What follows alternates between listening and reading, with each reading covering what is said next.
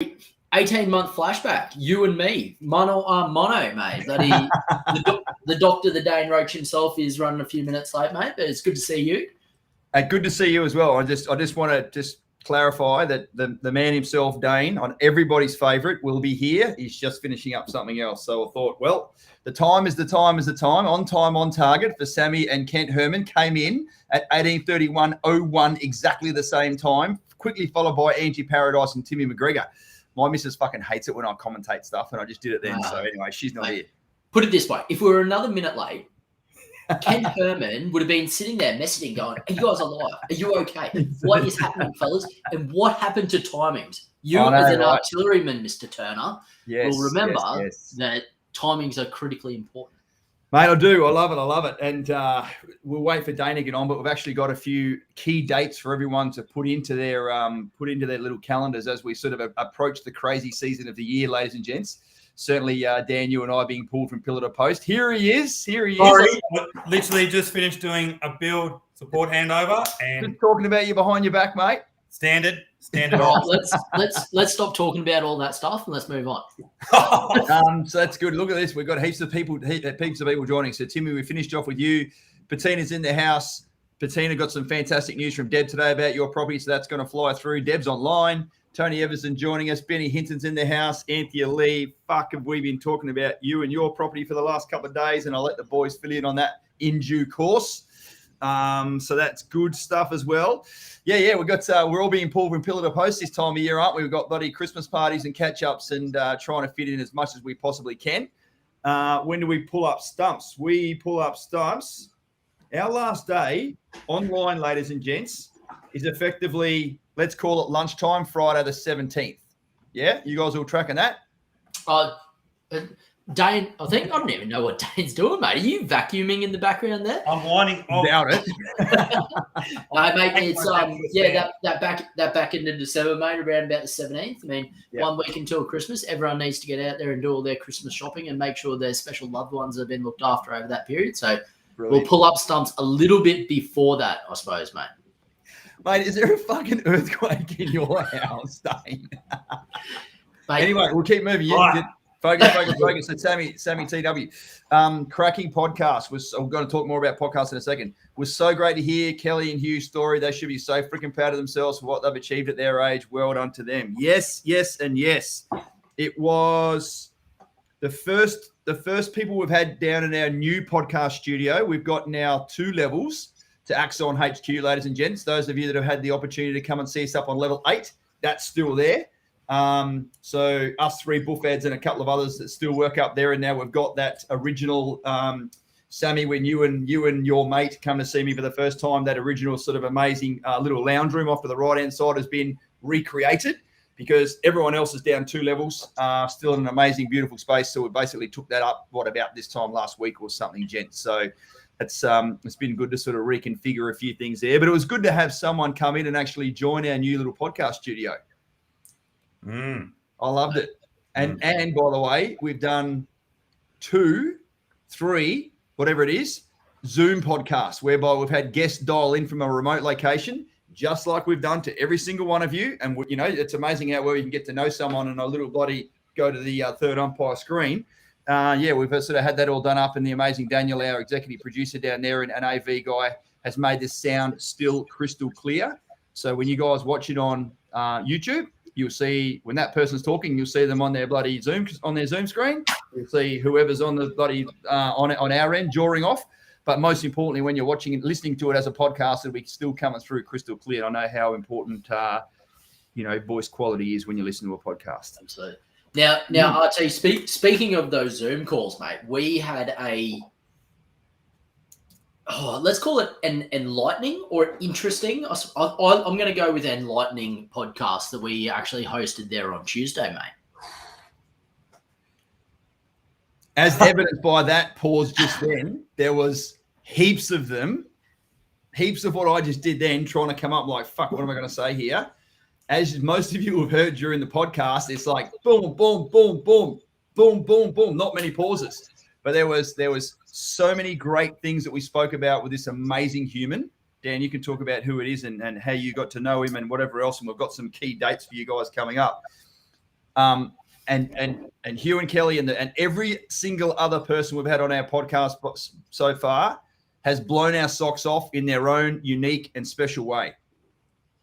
But fuck me, in his own unique and special way, not talking about being an Axon client, not talking about property, not talking about anything that we've ever covered before. This gentleman here come in here and rocked our socks off and allowed Dan and I to reflect and digest and think and ponder and wish things were different on the fly in the conversation. That's a fair intro. There's very, very few opportunities, mate, where there becomes a pause in Robbie Turner's conversations. And there was many of them where I was just like, and what do you think about this? And you're literally off on one tangent thinking about how it's been affecting you. Because when that podcast goes live, ladies and gentlemen, for every single military member and their spouse, like, it's essential listening / viewing. And it's going to be like one of a multiple sort of series, and we're already booking in the next one now with this fine gentleman as well. He is actually, so the gentleman's name is Joe Lucino. I came across him very, very early on in my military career. He's a psychology officer back in those days in the Army. Very, very switched on man, both from a psychological practitioner and also from a managerial perspective. But he's currently the National Psychology Services Manager for Soldier On in Australia. So has been a massive contributor as part of that organisation to the Royal Commission as well that's going on, to be able to provide some framework and understanding about what makes veterans tick and how they got to that point in time and some of the challenges in their life.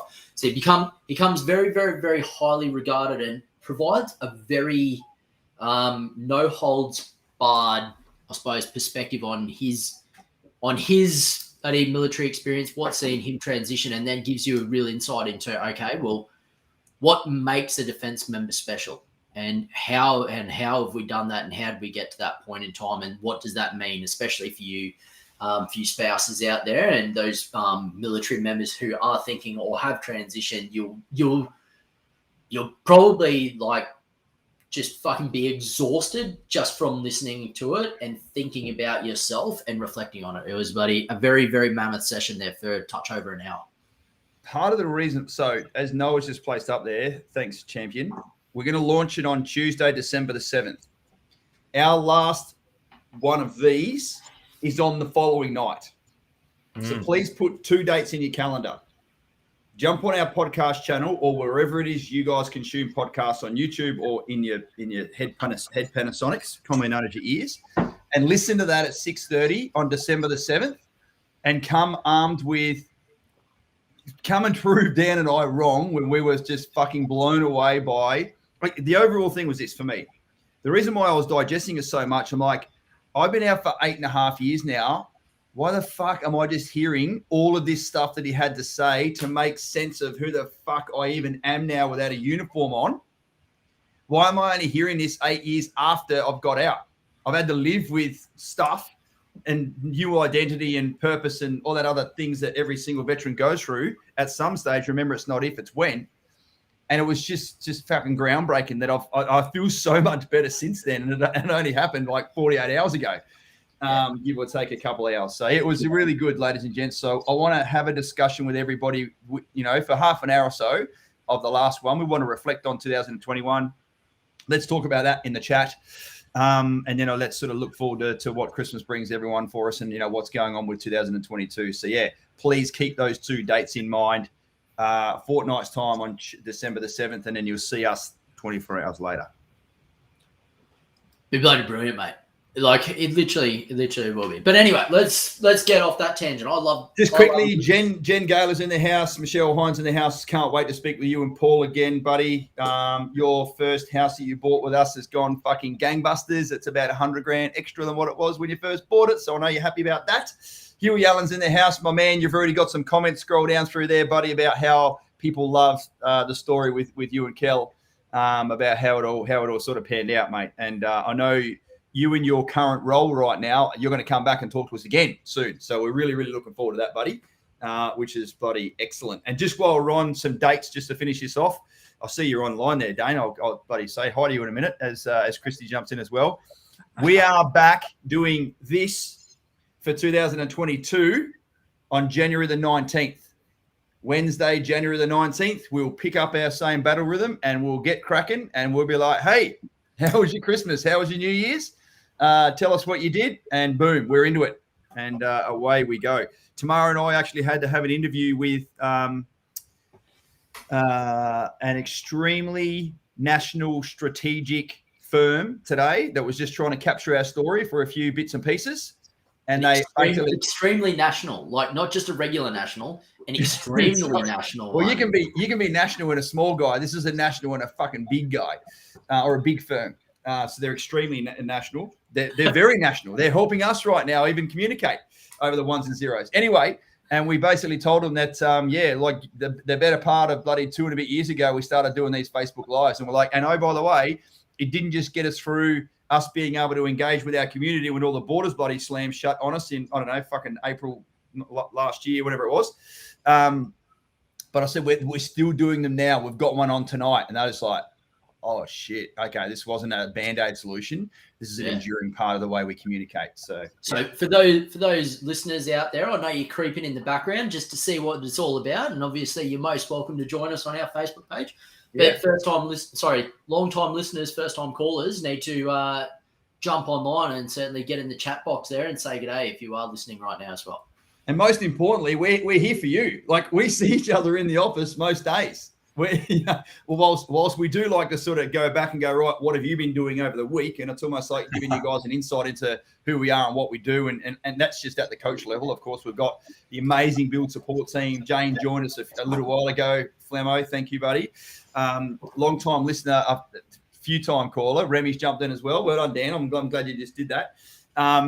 So, Jane's come and joined us, and certainly the amazing work the property specialists are doing as well by being able to source properties in locations that no one else can, of which many of you have now had the opportunity to benefit from. It's just fucking phenomenal. The team is working harder and longer and more diligent, and how can I fucking wrap that up? Getting better results when everyone else is getting zero results than I've ever seen before. To a point where a friend of mine who's got a company similar to ours gives someone in our business a call the other day. They're like, how the fuck are you guys still getting properties? How are you getting land? There's no land. How are you guys doing it? And politely, this amazing lady in our firm's like, oh, I don't work in land acquisitions. Sorry, buddy, I can't help you. I.e., we're not telling you our secrets. That's it. That's what it's all about. Dane, how are you, mate? Good, man. Good. Quarter to 7, bro. G'day. How you doing? How are you, mate? Now, speaking of dates, just quickly, we've got one other very important date that we need to be able to let those know that have the opportunity to be part of our Axon Elite group. What's happening there in the next, let's call it, give or take 24 hours? I'm running a masterclass for those group members, which will be good. So kicking off tomorrow at 6:30 at night. Queensland time, 7:30 for the Southern Dwellers. And It's going to be pretty much coming off the back of Robbie's sort of mindset stuff. I'm actually going to talk to you about sort of strategies and stuff to implement. So it will have a bit of a framework, and then I'll talk about a bit of a concept called the Dane Way. And I'll actually sort of run that to ground at the back end, which will be a bit of the strategy that I follow, to be honest, and let people get to learn a bit more about what I do and that side to it. But I've got about 25 people already booked in. So it's that all, mate. 25 more than you. Your one. Well, mate, we don't know yet. The reason I say is that all is, I shit you not, there's 200 odd people sitting there in that That's group. A shocker then. You're making me... there is 200 odd people sitting in that group right there.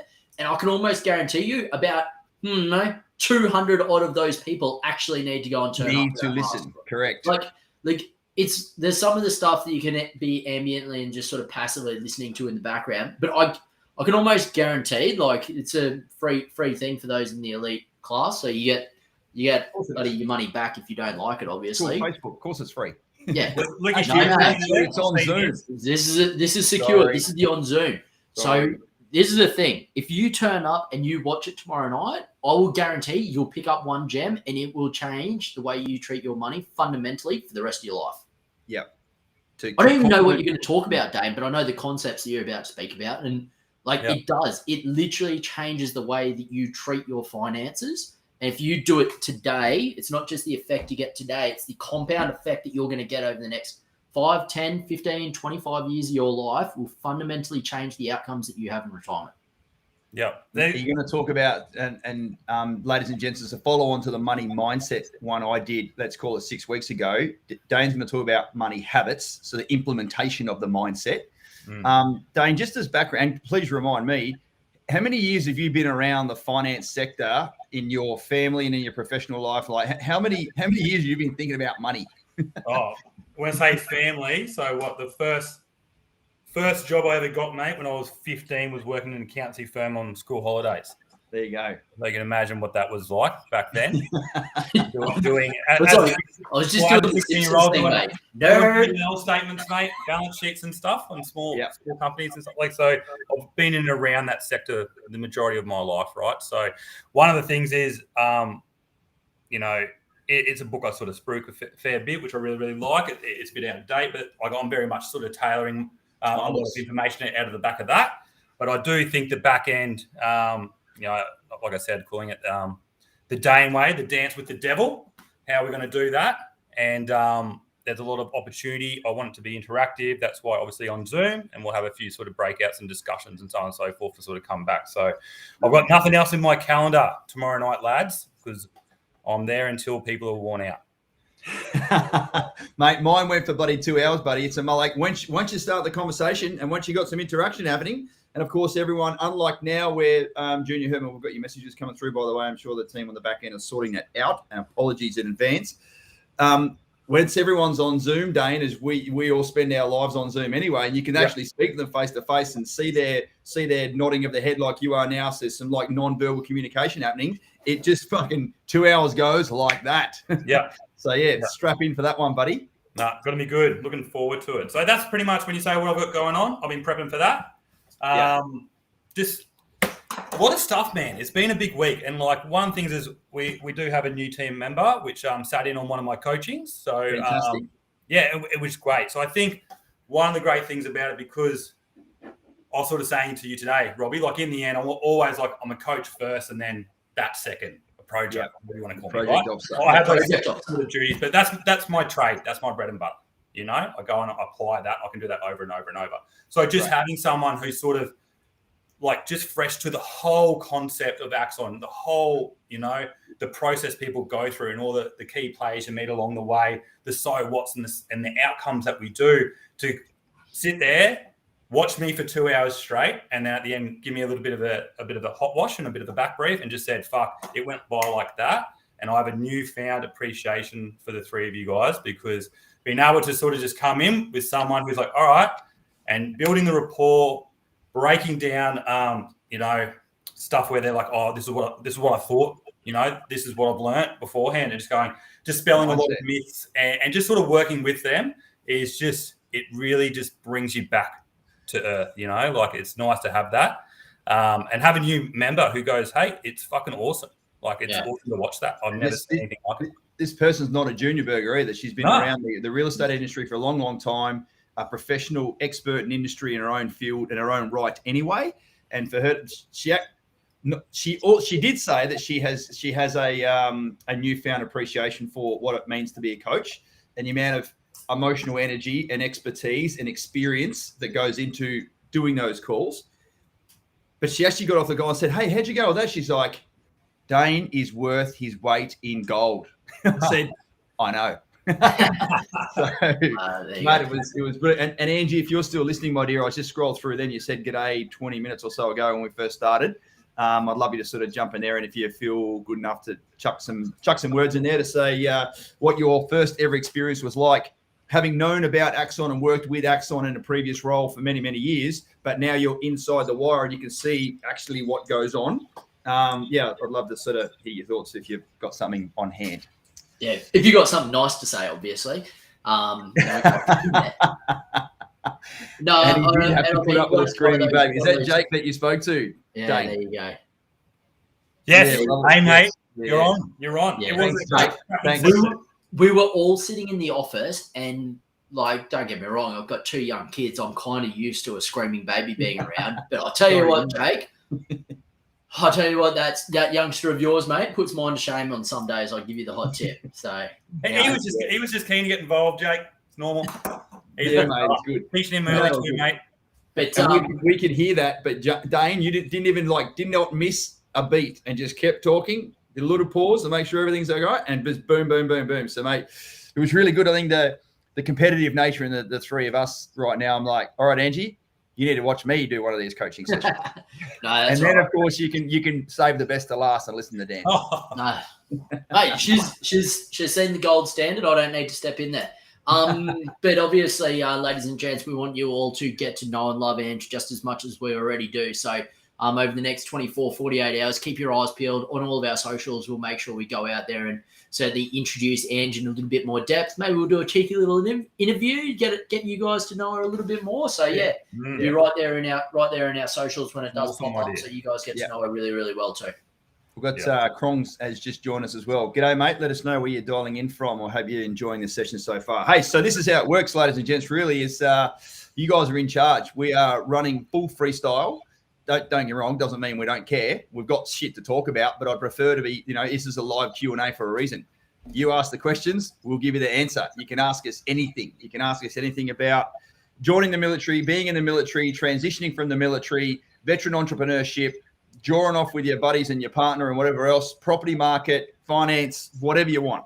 So I guess we're here for you. If there's something you want some clarity on, something that you want some feedback on, just let us know. Thanks, Christy. I know that you'll be stoked about that. In the meantime, while people are no doubt busily typing away there with the number one question, which is on the tip of one's tongue, I saw some reports during the week, lads. And certainly Claire and Callum up in Darwin sent it through to me. They're like, hey, we're seeing this in the Australian. Would love your expert opinion and review, like what's sort of going on. And it's the same stuff we've seen for years and years and years. Some experts jumped on there and said house prices are going to come down by 10% in the next 3 years. So I guess I just like, and this is, you guys are not, you have no pre-warning of this. Is this for context? Is that in Darwin or is that across the board, or what's the story? That's the whole point. Okay. So it wasn't geographically separated? No, just spoke about the Australian property market, and this is not the first time we've spoken about this. But in due respect for Claire and Callum that are building their second house with us, a young family, they don't want to obviously buy they as all of us would not prefer to buy an asset which is now being predicted by a certain pundit listing the CBA, for instance, as his workplace. That's the Commonwealth Bank. That the Australian property market is going to go down by 10% in 3 years' time. Dane, over to you, buddy. Let's go around the traps and sort of just opening better steps up. Like, facing the first ball. Matthew Hayden to the crease, please. My big thing is, and there's always a doomsdayer. There always is. Like, I've been watching them every week since, even when we went into COVID, right? When COVID first started really festering in China, it was right, and 30%, it's going to go down this. And like, it didn't really even do that, even when we were going into the lockdowns. And then it really surged, right? So that was wrong. So my biggest thing is I don't try and look at the cannon fodder, which is people throwing stuff out in AFR and news.com and all that sort of stuff, because there's always someone who's going to speculate. If you're buying for the right reasons, so if you're investing for the right reasons, be prepared that there can be plateaus. Like they can, but like we're not there to get a property and sell it in a year and everything like that. Like if you want to go and get enduring wealth, you need to have, and I always call them gooses, and I'm probably going to give a bit of insight to some of my concepts tomorrow night, but the house is the goose. The rent is the egg, right? Like why would you go and kill them? Like over time, you want to get more gooses is my concept, right? Because in the end, we're trying to get ourselves into a position where we don't have to work. So even if I'm sitting there going like, oh, if it goes down 10%, if it goes down a thing, I'm like, yeah, but I'm not selling the fucking thing.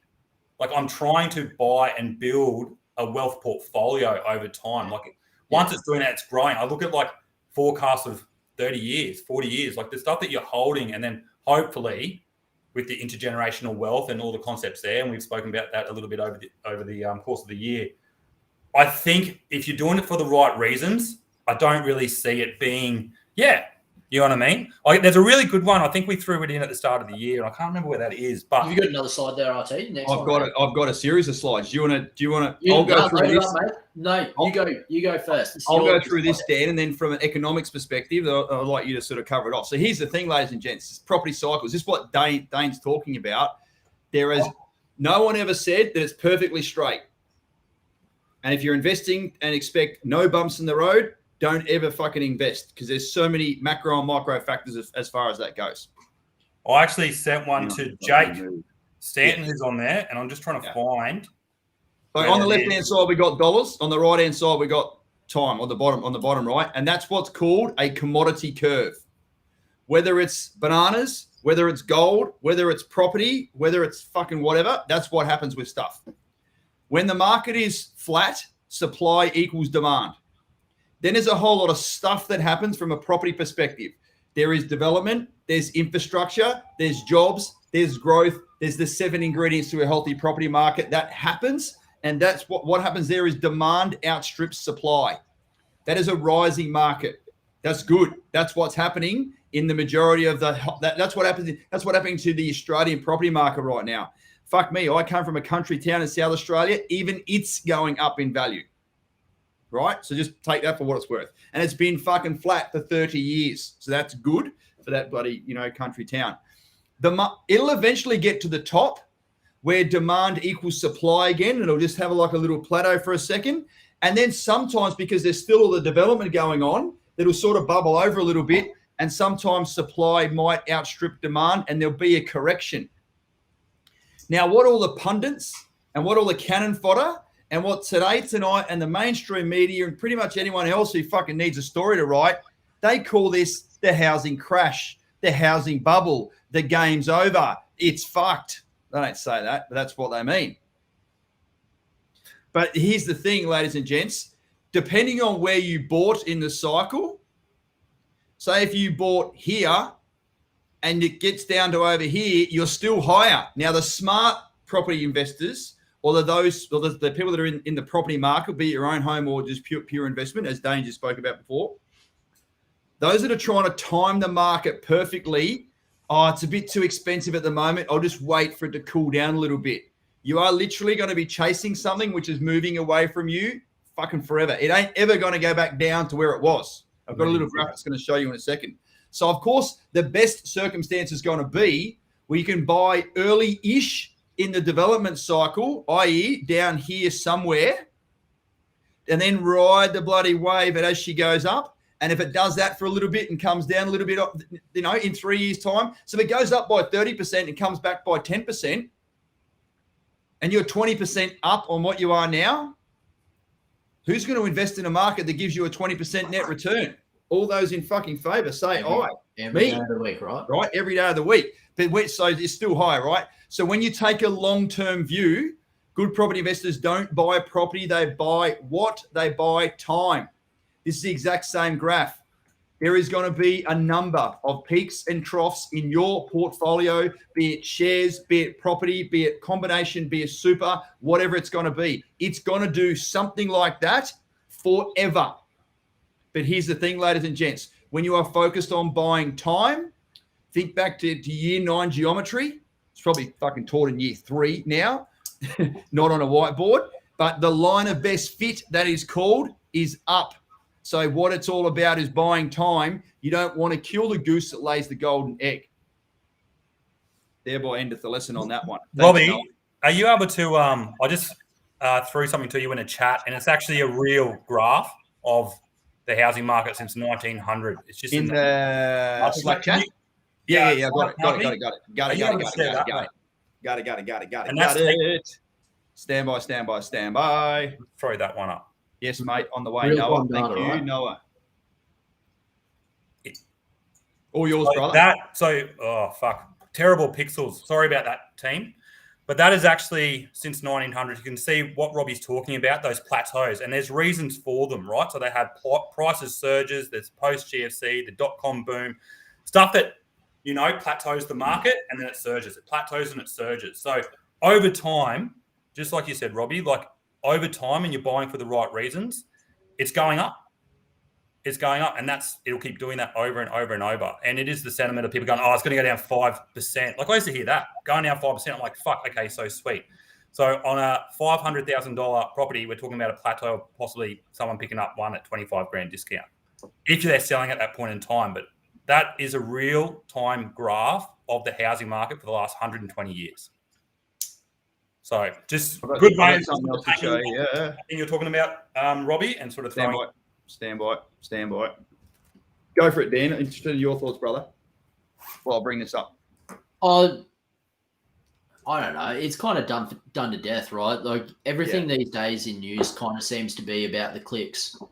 If I say something that attracts as many clicks as I possibly can on the internet, then like at the end of the day, they're going to get people that are talking about them as an individual or their piece of news and everything like that. So I think, as you said at the beginning, RT, like there's going to be a lot of doomsayers out there. And if you're terrified and you're shitting yourself and you're worried about what the property market's going to do over the long term, you know what? Don't enter the property market. That's cool, man. Like go do you and let everyone else go do them. But I mean, there's loads and loads of evidence out there that sort of demonstrates the fact that the property market goes in cycles, right? I remember a property that I bought back in 2013. I think in the 12 months after I had it, it probably went up in value by about $50,000 to $60,000. And then from 2014 to about 2021, it went up $0. It did this. And guess what? In the time of 2020, like 2021, like I just had a market value, like I just had a bank valuation done on it. It's gone up by $150,000. Yeah. So it's one of those things, right? Like you've got to ride the bump to be able to catch the wave at the end of the day. Like you've got to be able to ride out the gaps in the swell, hey Dane, until the wave comes through. Mate, and it's that, like, you fucking nail on the head, mate. You know, like, I've got a similar property, right? It sat and didn't move for like 3 years. And I was like, oh, well, eventually. And then it just surged and it doubled in 12 months from that. Well, can I just jump in for a second, just so people are like, what the fuck am I looking at? This is the last property. Obviously, most people know Tamara and I are building our own house here on the Gold Coast. This is the last property we bought just before Axon started. The amazing Deb, got my finance approved, all that sort of stuff. We bought the property, let's call it 2017. So just off this graph, we bought it for $500,000. And then it went through a fucking massive boom in the next little while. And it got up to, call it 640, 650. I got a bit better property. So mine peaked at about 690. And then it did exactly this, because the market there, like my house doesn't go up any separate to any other house down the street. The umbrella of the market or the location is what goes up in value. As they say, the rising tide lifts all boats. And look at this. So it got to 640, call it, and then it went down. And it's just, this is in Melbourne, right? This is like about 25 k's to the southwest of Melbourne. And it's dwindling along. I've got rent return. I've got tax return. It's got shithouse rent down there, but it's a good capital growth bloody property, right? $400 a week rent for a $700,000 property. But if I'd like got the shits with it and gone, fuck, I've done my dough, I now need to get rid of that property. What's happened since, let's call it this time last year, 650 is now at 700, call it. And mine's at 750. So it's a no-brainer. Like I bought it 4 years ago for 500 and now it's 750. You know, and it's to be fair, ladies and gents, some of the locations, many of the locations, I'll stop sharing now, Noah, please. Many of the locations that I didn't know about the 7 ingredients to a healthy property market then. I created that after I started the business with you, Dan. We created it together. So I guess it's just one of those things that it's not right next to a university. It's not right next to a train station. It hasn't got a hospital fucking right there. There's no big Westfield right there. Like the infrastructure and growth drivers and billions of dollars of infrastructure in your particular location, no matter where you bought through us, are way better than that. It just happens to be in the western parts of Melbourne where there's a fuckload of people that want to live. So population growth has been the main driver there. And obviously there's still those other services. They're just not as condensed as some of the other locations. So hopefully I just wanted to, Claire and Callum, I don't know if you're listening right now, but you'll probably be watching this back. Just keep seeing the forest through the trees. Yeah. And there were so many people, Dane, as you rightly said, just to cover it off, sorry, Dan, that were predicting 20, 30, 40% massive crash of the property market. Even some so-called fucking expert from America jumped on here. He's like, well, I was right back then and I'm going to be right again now. No, you're fucking not, champion. Go back to where you came from, and the property market in Australia, not that there's one property market anyway, will remain super resilient if you stick to the program. And that is the program of buying in locations that are going to have more than one industry and all that other stuff that goes with it. Yeah. All right. This would be an interesting one then. Like, let's put the shoe on the other foot. Lukey Hughes, like, obviously we spoke about the doomsday. What about the ever optimist on the other side? Will Southeast Queensland go up another 20% next year as well? What are your thoughts on that one? Well, that's because when I did an awesome end of build coaching session with the great man himself, and I said, look, mate, not only has it been land price growth, but here's the exact same house in a separate suburb in Southeast Queensland, which is now being built 60 grand more than what yours is. So you've got land growth and building price, but building materials and the cost of a house now costs more. And he's like, yeah, fucking great. Numbers work well. So he's literally had that 100 grand growth in his $446,000 property. So no wonder he's bloody happy about it. Look, we've spoken about this ad nauseum as well. Just all of the growth in Southeast Queensland has been organic. Why? Because the borders are shut. Sure, there's a few people that trickle over and come up here with fucking logistic licenses and what else, maybe business reasons. Interestingly, South Australia opened their borders, I think it might have been on Monday morning. Forgive me if I'm not exactly right. You get the picture. There were 32,000 applications for people to move into South Australia in 24 hours. I'm from country South Australia. It ain't got nothing on the shit that's up here. It'll be triple figures in the hundreds of thousands of people that want to charge across the bloody Mexican border that is down near fucking Tweed Heads to come across into New South Wales from down south. Hold on to your hats, Luke, and whoever else cares to listen. The growth in Queensland has happened organically, and the demand. Remember, all those people down south in Central Coast, in Newcastle, Port Macquarie, in Melbourne, in Sydney, they think a normal house that most of you have bought is like $900,000. They're going to fucking walk up here and find out it's $500 or $550 and pay cash for it. You watch the fuel and the market go boom. That's my opinion. Dan? It's supply and demand. Mate, I suppose it's one of those things of how often do you get your crystal ball out from that perspective? Not very. Yeah, 20% growth year on year is like, don't get me wrong, Luke. I'm exceptionally buoyed by the idea that 20% growth again over the next little while. But I mean, at the end of the day, if it doesn't and it goes up by 10%, like still 10%, bloody brilliant. And if it goes up by 5%, still 5%. Like, I mean, at the end of the day, like we just spoke about, like over time, I'm not selling these suckers anyway. Like the only like if I sell it, then I realize the capital growth that's in it. Sure, I can use the equity and everything like that, and that's all nice, right? But at the end of the day, like just let those suckers keep on going and looking after themselves, and they allow me opportunities to explore other investment avenues through the equity that they generate. But if they don't generate me that equity, then I just invest through other mechanisms that are available to me as well without using equity. I mean, it's not always just like I need an extra 20% to be able to do my next thing. You need to have multiple sources of revenue to be able to participate in your life as a holistic.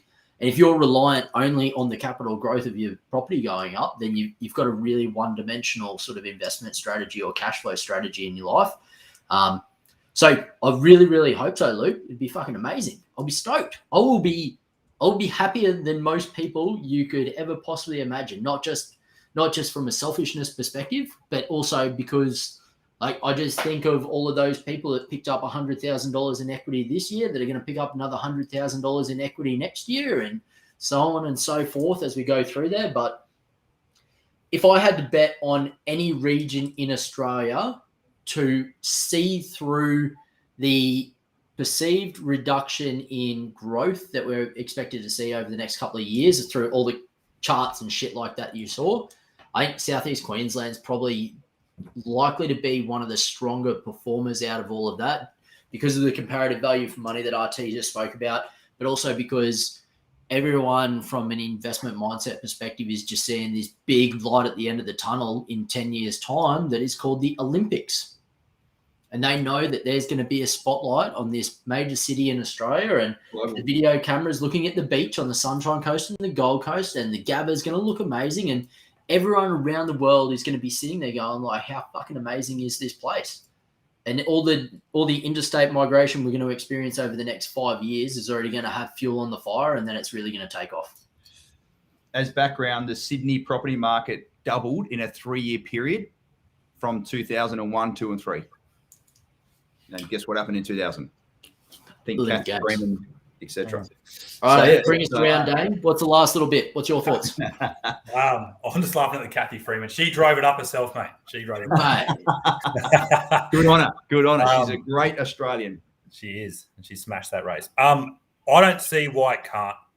Like when I look at it, and you're right, Robbie. Like I look at other places down south and stuff like that. We're still very affordable in comparison to that. So as long as the demand keeps rising, then the prices will, and it's what is dear today is always cheap tomorrow. I say it over and over again because so many times I sit and go, fuck, that looks expensive. Then I go to the next day and I go, that was cheap. Then the next day I go, fuck, that was a good deal. And that's pretty much how it goes, So as long as you're buying it for the right reasons, man, buying for the long term, and yeah, like 20% is not that much these days. Dane, can you put that in context? That what is dear today is cheap tomorrow. What I get out of that is that when there's another stage release in one of the master plan communities that we've all been monitoring now for the last few years, we're like, oh fuck, is that the price of land now? That means a standard Axon house is now going to be this much. Well, fuck, the prices are getting up. Fast forward 2 months, there's another land release, and we're like, oh, fuck, now that's the price. Well, that actually seems pretty cheap back there. Yeah. It's literally happening in our office every week. It's like a Groundhog Day. It is. And it makes you think. And my sort of thing is like, I just say like, in the end, put the EOI on it, and then fucking my future self high-fives me, because if it was the guy at that point in time, I'd probably be like, man, it seems expensive to me. But because I'm always looking at what is at that time, or what I'm used to, or what I've come from. Whereas, yeah, man, I just all year. And we've seen one of them, actually, Dan, one of the locations we sort of go to, and we've got a fair few sort of the Axon members who have picked up fantastic growth in that, put out a price list during the week, and like it had huge amounts of change. And we were like single-handedly, we've got a few people in the office who've got properties there who just said, sweet, I've just got 100 grand, down your way. Yeah, sweet, 80 grand for me. Like it's great to have that for them, because for me, I'm always looking forward. I'm always chasing it for people and stuff like that. I never really stop to go, fuck, look at all these happy people back here. They're stoked. I'm always like trying to hustle and get. But it's, it could easily achieve 20%. Like, I just don't see why I couldn't. Like, it's easily achievable. Look, like, I think it's completely within reason, especially when you consider the fact that the land that is being released at the moment by developers will actually be settling or going through the purchase that gets registered in, let's call it, it's going to be within like the next 6 to 7 months, right? 8 months. And like, if I just look at pure numbers, one of the areas we go to, block of land in late 2018 was 273,000. Same block of land, fast forward to June 2021, 290,000. June 2022, I've just seen the price list for the next stage that's about to be released. Same size block of land is now 401,000. Wow. So it changed 30 grand and then it changed 110. 110 grand. So like when we sort of say about, do you think it can go up by 20%? Like some of the numbers already indicate that from a land value perspective, you're already kind of looking at that being secured as a pure number. I mean, those that are looking back at the moment, looking at 2021 going, oh, well, the prices went up by 20%. I mean, they haven't even captured the data of what's actually been sold already for the next, like, 2022. Yeah. So guess what, Ms. Lee? Kapow. Straight back at you. Yeah. Straight back at you. That's Yeah, it. mate. It's but it's who spoke to me? Dan, you might have said it in the office today. Fuck, it might have been you, Dane. I apologise, lads. We bounce off each other so much, I can't remember who said this. There's obviously turmoil in the building sector at the moment, and shit is taking longer to build. I think it might have been you, Dan. You're like, what do you want? Do you want capital growth with a couple of extra months to build your house? Or do you want it built in fucking 18 weeks and it gets zero capital growth? What would you prefer? It's the double-edged sword. It's like, well, you can't have both things. Like, there's turmoil, there's trade supplies and everything like that. The only reason they fucking exist because there's such a high level of demand. The high level of demand is driving the prices. So you can't sit there and bitch at me going, fuck this, it's taking 9 weeks to get a frame. And I'm like, yeah, but in that 9 weeks, your property's gone up in value by $30,000. So who fucking cares? I'm glad. I used to be that harsh with people. I'm softened it now. Yeah. It's okay. It's okay. Like it is absolutely okay. But like you said, Dane, like there's a lot of people out there that haven't even registered or settled on a block of land they took off the market 12 months ago. And I mean, they're sitting there going, all right, I made $100,000. What do I do next? And so I wait until the house is built because we need the income from the house as well to be able to sort of assist you in servicing a loan. And it's in some instances that's the case. In some instances you can launch in there and just know that you've got that instant equity coming into your life later on down the track, which is fucking brilliant as well. Yep. Let's change tack for a second. So hopefully everyone's got something out of that. I'd love to know so we've only got 2 responses. People are either like, fuck, I'm so blown away my fingers can't type, or they're not listening to us anymore, which I'll take that as feedback. Jake Stanton's like, like Ghostbusters sort of stuff, and we've already seen the Kapow, like what's that Batman sort of stuff, Batman and Robin from Anthony Lee. I had the opportunity on Friday last week, lads, to have Matt, who's up in Townsville, helicopter pilot up in Townsville, was sort of floating around down here in Southeast Queensland. Just finished doing one of his, as I pick up my pen, just finished doing one of his captain's promotion courses out at Canungra. Dropped down to the office, said g'day, come and saw the view for the first time, and then went across the road. Bloody had a chicken burger and a beer. It was just and his portfolio and his strategy has revolved around now for the better part of 18 months since he finished building his first house with us. He's waiting on his amazing wife to finish her degree, and then she gets out of that and then gets a job, and then the serviceability goes through the roof because they're double income, no kids. So they've got some quite strict timelines, and he's just been chapping at the bit the whole time. What am I talking about there? Sorry, I just got. I don't even know where you're talking about. So Timmy McGregor saying something nice to me. He's trying to say everything. And by the way, Tim, you are the very first person we talk about 3 times a week. You are top of our list to find that property in that location for that price point, brother. It is coming. I fucking promise. So just rest assured, mate, we have not forgotten about you. Far from it. You and the other 55 people that are on that fucking list, by the way. Anyway, but I had an amazing chat with this guy, and he's like, hey, man, so like I want to sit down with you and actually map out what does the next 10 years look like.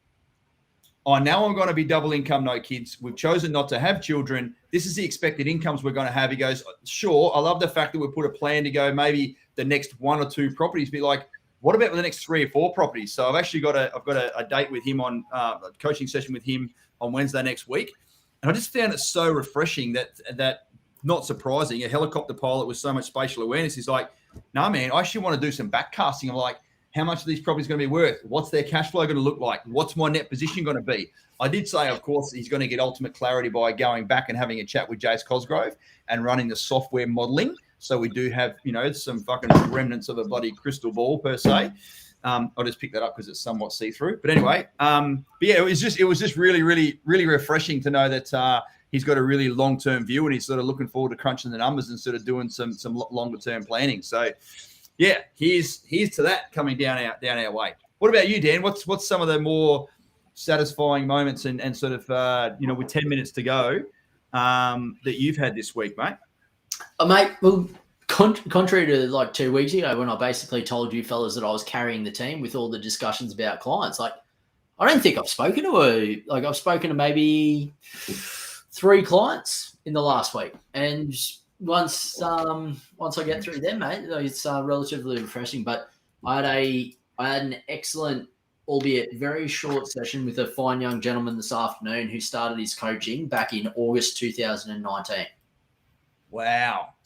Right.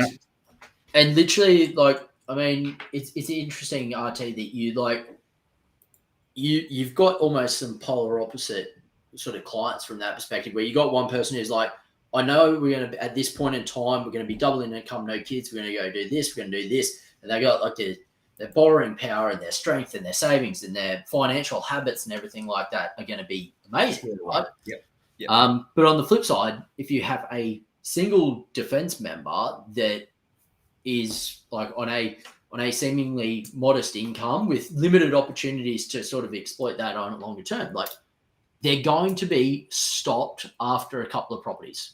Like there's going to be a big brick wall put in front of you that says, hey man, unless you've got the perfect opportunity and the perfect timeline here, you're not going to be able to take that next step forward. What's that brick wall? Explain that to me, please. So that is the brick wall. It's the brick wall of the banks, but in particular, it's about the borrowing power that you have. Because I mean, from the borrowing power perspective, it's not just about your income up here, but it's also your outgoings. And that gap between your outgoings and your income is considered to be disposable income in the eyes of the banks, and then therefore can be rerouted towards other asset generation, for example. So let's say you've got a surplus income of $2,000 a month, that can be pushed towards another asset class that the bank can look at from that perspective. Beautiful. It's just a bit of a challenge. This gentleman, since 2019, he's been fighting with the medical system in the Defence Force, like trying to get himself medically upgraded over time. He's been trying to get the right posting. He's been trying to get back to the right base. He's been trying to align himself with the right ship from that perspective. And I mean, it's just one of those things that I was really excited to hear over that time, that he's been keeping his money habits very, very clean, Dane, like so clean that you would have been excited by it. But keeping those money habits really clean over a protracted period of time allowed him then to be able, when the time and the conditions were set, where he's been upgraded, he's been posted to his ship, he's about to go back to sea, that then we get a massive green light. And because he's done the right thing for the last 2.5 years, diligently saving, as soon as that green light hits and his income increases dramatically with seagoing allowance and all that sort of stuff, he is going to be racing off into his next property in the game. And I was just, it's just so good to know that people can hold it together for a couple of years to be able to get such great results in the long term. That's focus, man. I've got to say, that is freaking excellent. Yeah, I really and it's phenomenal, right? Because sometimes we literally have to babysit people. It's like, your finance is coming up in 3 months. Don't go and buy a brand new car. Yeah. Don't quit the job. Like, it's literally like, I don't know, for some reason people think to themselves, I'm going to go and buy a house. You know it's going to be a good idea? I am literally going to go and spend as much money on shit as I possibly can in the lead up 3 months. And that's why I look as bad as possible in the eyes of the banks. I don't know why people do it. But obviously this gentleman has maintained his focus over that last little while. And ladies and gents, if you're in the last 3 months before you're about to get your finance approved, make sure you are squeaky clean. Make sure you're not spending money on shit. Just make sure you're doing everything that you possibly can to make yourself present beautifully in the eyes of the banks when it comes time for the application. And that's hard this time of year, mate. You know, people want to travel once the borders are open and go and live their lives and experience a bit and live a little bit, I should say.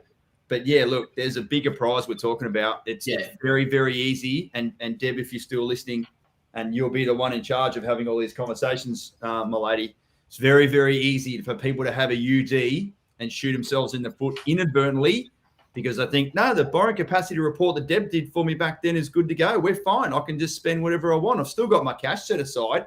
But if you have 3 months of poor money habits, that put yourself in the shoes of the assessor. Would you lend someone $500,000 if they've been going backwards for the last 3 months? No. Fucking way. Of course you wouldn't. Regardless of what you can have $100,000 saved in the bank. But if your money habits have been shit in the lead up, you know, you're just going to place yourself in that risky position as Dan put forward. Bloody hell. We've almost gone full circle here. Dane, do you have any like great money habits tips that you can think of, mate, that you might be able to help us out with? Tomorrow night, mate. Tomorrow night. Only for those inside the Axon Elite. How do you get inside the Axon Elite? You get your ass in the gear and you book a coaching session and you come back with a positive ping that you're a GC and you take up your success package and away you go. Zachy Davis. Mate, if your wife has a big fat red texter in the car that when she gets home and crosses out the price and writes something that's $100 cheaper, mate, like that is a good way to actually make money by doing that, mate. Then when she walks in the door and tells you what she's spent, it's $100 less and you feel better about it all the time. I fucking paid how much for those shoes? But look, honey, they're $100 off. Ladies listening right now with your other halves not here. Or men, if you fucking love going out and buying cosmetic stuff, losing money not to. That's a great way of making sure your other half never knows how much you paid for it. Just fucking get a big reg texter, put it in your glove box, learn how to spell sale, SALE, fucking take $100 off, listen to Dane tomorrow night to work out how you do that, and you probably won't get hassled as much. So, yeah, there you go. No, that's right, Zach. I hope you and Frey are doing great down there, brother, and thanks so much for listening in. We're right on the verge of getting stuff sorted. Oh, God, don't look at my bank account statement right now. Easily saving while Happy's away, but it's just a shitty time of the year. Christmas shop. You're right. And to be fair, Sammy, the credit officer at the bank is not an idiot either. They know that there is some discretionary or non-discretionary spending at this time of year, but as long as it's just not ongoing, like you shouldn't be starting your Christmas shopping fucking back in August. You know what I mean? So I guess it's just one of those things, I suppose. All right, last 2 minutes, mate. Let's wrap it up. So Sean Strudwick, buddy, what was that? Half an hour ago. Any good finance books? What's your recommendation? RT, you got anything for a finance book? Finance or wealth creation. Let's use that.